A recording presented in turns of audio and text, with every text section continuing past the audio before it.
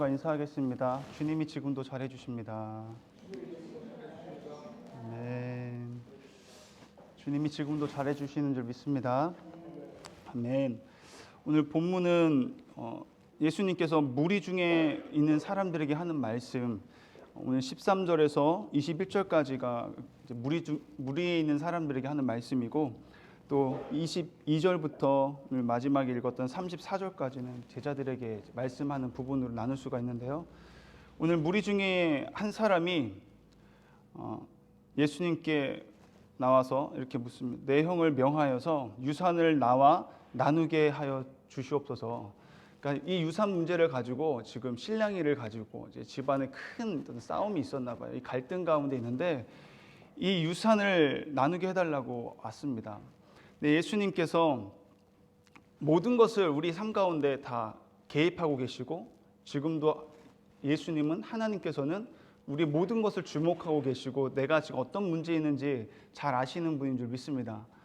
그렇다고 해서 이 예수님이 그렇게 하신다고 해서 우리의 삶을 개입하시고 잘 주목하고 다 아신다고 해서 우리가 그 예수님 앞에 나가서 뭔가를 계속 요구해서는 안 된다는 거죠. 사사로운 모든 것들에 대해서, 내 사사로운 문제, 그런 일들에 대해서 이렇게 해주십시오, 저렇게 해주십시오, 예수님께 요구해서는 안 된다는 것입니다.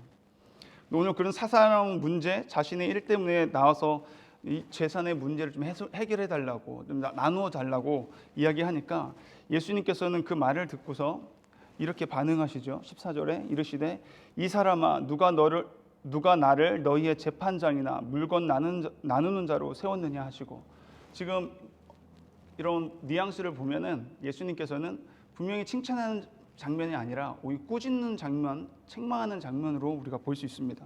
이 사람은 누가 나를 너희의 재판관이나 물건 나누는 자로 세웠느냐, 그렇지 않다라는 것이죠. 그러면서 15절의 말씀에 예수님께서 그들에게 이르시되 삼가 모든 탐심을 물리치라. 사람의 생명이 그 소유에 넉넉한데 있지 아니하니라 하시고, 생명이 넉넉한데, 소유에 넉넉한데 있지 않다라고 이야기합니다. 이 말은 다른 말로 그 많은 무리들이, 많은 사람들이 지금 생명이 뭘로 여기고 있냐면은 그런 자신이 가지고 있는 소유에 대해서, 물질에 대해서 넉넉하다고 생각하는 거예요. 그게 생명이라고 생각하는 것입니다. 근데 생명은 그것이 아니라 오직 예수님인 줄 믿습니다. 예수님만이 오직 우리의 생명인 줄 믿습니다. 그렇기 때문에 많은 사람들은 지금 아까 전에 서두에도 말했지만 무리에게 하는 이야기입니다. 지금 무리 중에 한 사람이 와서 자신의 사소한 이야기를 하고 해결해 달라고 하니까 예수님께서 꾸짖으시면서 생명은 소유에 넉넉함이 있지 않다라고 말씀하고 계시는 거예요. 많은 사람들, 특히 저도 그렇고요, 교회 안에서도 그렇고요, 많은 사람들이 생명이 하나님, 예수님이라고 생각하지 않습니다. 뭐를 믿고 있냐면은 내게 물질이 내 생명이라고 생각하고 건강이 내 생명이라고 생각해요. 그래서 우리가 주로 하는 얘기가 아파 죽겠네, 돈이 없으면 내 통장 잔고에 돈이 없어 죽겠네, 억울해 죽겠네, 막 이러잖아요. 그런 문제들이 내 뜻대로 되지 않을 때, 그것이 내 뜻대로 되는 것이 생명이고 내 물질이 생명이고 건강이 생명이라고 생각하니까 결국에는 그것을 믿게 되는 거죠. 예수님이 아닌 다른 어떤 것을 내 생명이라고 믿는 경우가 너무 많다라는 것입니다. 너무도 잘 아시는 주님께서 많은 무리들에게 지금 그렇게 이야기하죠. 생명이 그 소유에 넉넉한 데 있지 아니하니라. 16절에 또 비유로 그들에게 말씀하여 이르시되, 이제 한 부자 농부에 대한 이야기를 합니다. 우리가 잘 알고 있는 이야기인데, 그 부자는 자신의 그 탐심이 가득해가지고 모으고 모아도 이렇게 부족한 거예요. 배우고 배워도, 먹어도 사람이 부족하잖아요.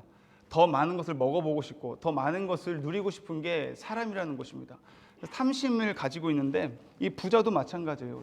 많이 있는데 그것을 더 쌓아놓고 싶은 마음 때문에 곡관을 짓고자 하는 것입니다. 더 큰 곡관을 지을 것을 생각하고 결국엔 그 곡관에다가 자신의 모든 재물을 생명처럼 여기는 돈을 많이 쌓아놨죠. 하지만 이제 그것을 이제 보면서 흐뭇해하면서 쳐다보면서 이제 이 쌓은 물건 가지고 내 일평생을 이제 이 돈을 의지하면서 살리라 하면서 이제 평안히 쉬고 먹고 마시고 즐거워하자 할 때에 하나님이 그 부자 농부를 가리켜서 어떻게 말씀하고 있냐면요, 20절 말씀에 어리석은 자여 오늘 밤에 내 영혼을 도로 찾으리니 그러면 네가 준비한 것이 누구의 것이 되겠느냐 하셨으니, 자기를 위하여 재물을 쌓아두고 하나님께 대하여 부여하지 못한 자가 이와 같으니라. 하나님께서는 자신을 위해서 쌓아두는 자, 생명처럼 물질을 여기는 그 한 사람을 향해서 하시는 이야기가 어리석은 자라고 합니다. 저와 여러분은 하나님 보시기에 어리석은 자가 아니기를 축복합니다. 전도서 1장 8절에 눈은 보아도 족함이 없고 귀는 들어도 가득 차지 아니하도다. 전도서 기자는요, 이것을 알았습니다. 솔로몬은 탐심은 끝이 없다라는 것을 알았어요. 그래서 그것을 나중에 깨닫게 되죠. 다 헛되고 헛되다. 그러면서 예수님은 다시 한번 우리에게 말씀하죠. 탐심을 물리치라고 말씀하고 계십니다. 탐심은 가지고 있고 우리가 모아두고 쌓아둘 것이 아니라 물리쳐야 될 것인 줄 믿습니다. 아멘. 우리 한번 옆 사람에게 그렇게 한번 이야기해 줄까요? 탐심은 물리쳐야 됩니다. 아멘. 탐심이 이제 올라오려고 하면요, 여러분, 올라오자마자 가차없이 쳐버릴 수 있는 저 여러분이 되었으면 좋겠습니다.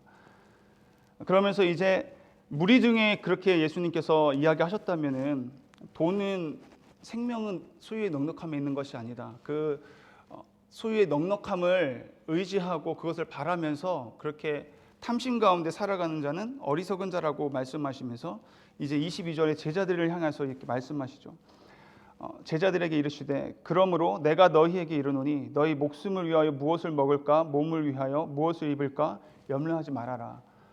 지금 무리들 중에 있는 사람들 뿐만 아니라 이 제자들에게도 그런 마음이 있다는 것을 예수님이 아시는 거예요. 물질 때문에 염려하고 무엇을 마실까 무엇을 입을까 하는 그런 심중을 아시는, 우리 중심을 아시는 예수님께서 제자들의 마음도 이와 다를 게 없다라고 아시기 때문에 제자들을 향해서도 너희 목숨을 위하여 무엇을 먹을까 몸을 위하여 무엇을 입을까 염려하지 말라고 하는 것입니다. 계속 예수님께서 염려하지 말라고 제자들에게 3번, 4번 이렇게 반복하면서 이야기하시거든요. 그러면서 그 염려하는 것이 무엇 때문에 염려하는 것이냐, 예수님이 말씀하시기를 믿음이 작기 때문에 너희들이 염려한다라고 예수님께서 정의를 내려주십니다. 그래서 자세하게 예수님께서 23절에 목숨이 음식보다 중하고 몸이 의복보다 중하니라. 까마귀를 생각하라.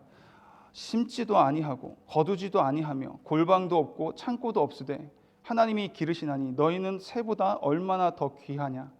또 너희 중에 누가 염려함으로 그 키를 한 자라도 더할 수 있느냐. 그런즉 가장 작은 일도 하지 못하면서 어찌 다른 일들을 염려하느냐. 백합화를 생각하여 보라.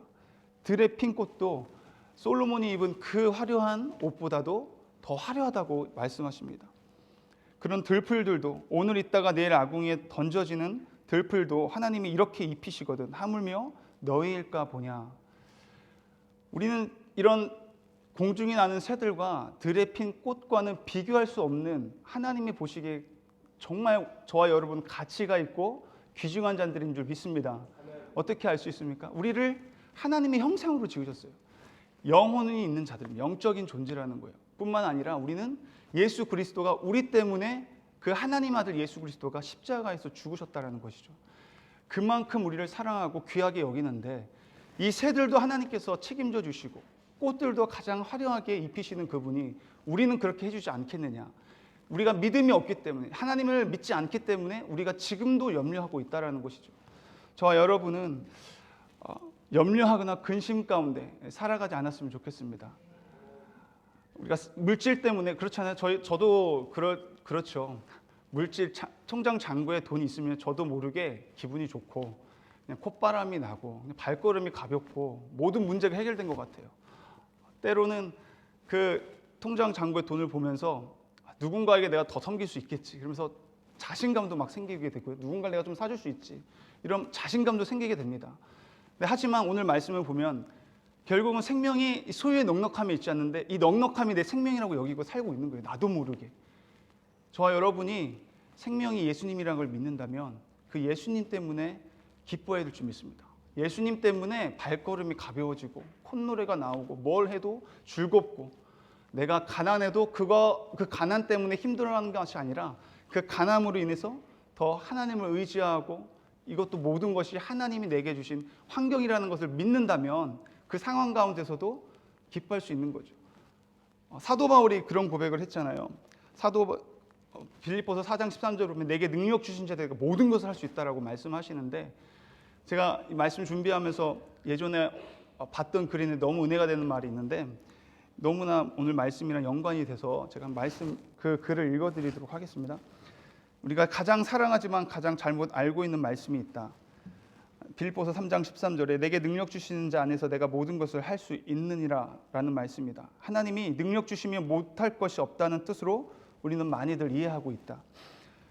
하지만 이 모든 것을 할 수 있다라는 것은 이전 12절 말씀, 빌립보서 4장 12절 말씀에 모든 일, 그 모든 일은 곧 배부름과 풍부와 궁핍에도 처할 줄 아는 일체의 비결을 배웠노라 라고 하는 말씀에서 알 수 있듯이, 바울이 말한 모든 것은 부족과 풍족이다. 부족하든 풍족하든 하나님 한 분만으로 만족하며 적응하며 살 수 있다는 뜻이다. 가난을 이길 수 있느니라가 아니다. 하나님 때문이라면 가난하게 살 수 있느니라. 어려움을 이길 수 있느니라가 아니다. 하나님의 뜻이라면 어렵게 살 수 있느니라다. 그래서 이 말씀을 읽을 땐 바울과 같은 고백을 할 수 있어야 한다. 가난해져도 어려워져도 상관없다는 고백이다. 부하다 해도 만족을 주는 것은 부가 아닌 하나님이라는 고백이다. 하나님이 어떤 상황으로 인도하시든 신뢰하고 따르겠다는 고백이다. 모든 상황을 이길 수 있는 능력을 안 주셔도 모든 상황에서 순종할 수 있다는 고백이다. 그래서 지금도 사랑하지만 더욱더 예수님을 사랑해야 하는 말씀이다. 아멘. 이 고백이 저와 여러분의 고백이 되었으면 좋겠습니다.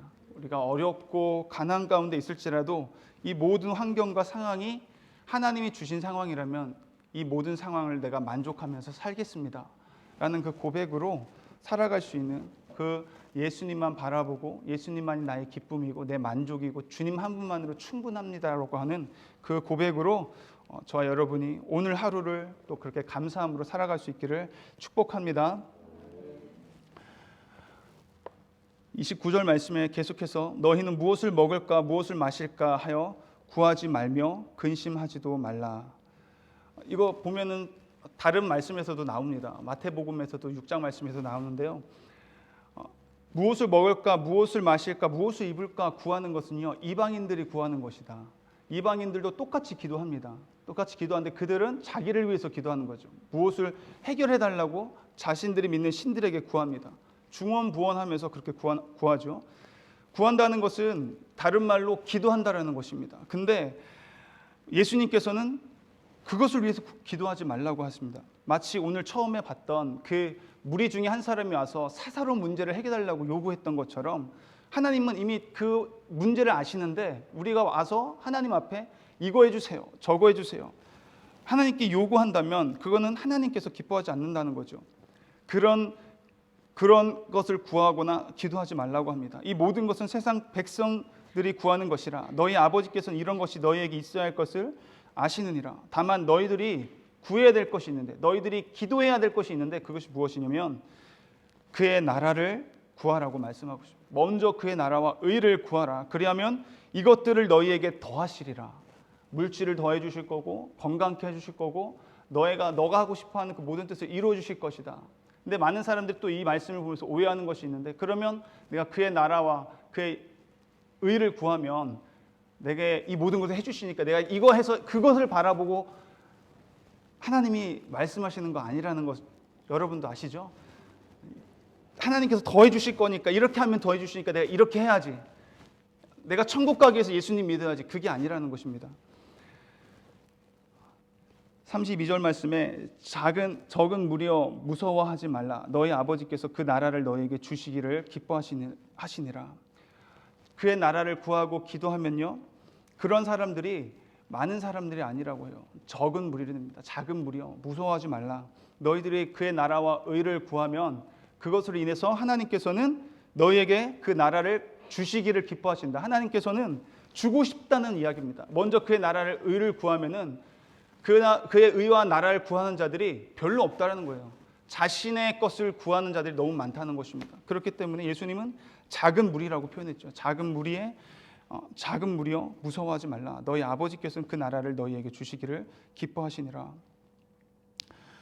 저 여러분이 오늘도 구해야 될 것이 있다면 하나님의 나라와 그의 의인 줄 믿습니다. 그러니까 이 아침에도 다시 한번 자신을 돌아보면서 자문자답하면서 나는 하나님 앞에 무엇을 구하고 있었나, 그리고 앞으로 내가 하나님 앞에 무엇을 구할 것인가를 한번 곰곰이 생각하시면서, 만약 예수님이 말씀하신 것과 어긋난 내가 지금 기도를 하고 구한 것이 있다면 이 시간 저와 여러분이 회개할 수 있는 그런 축복이 있기를 간절히 바랍니다.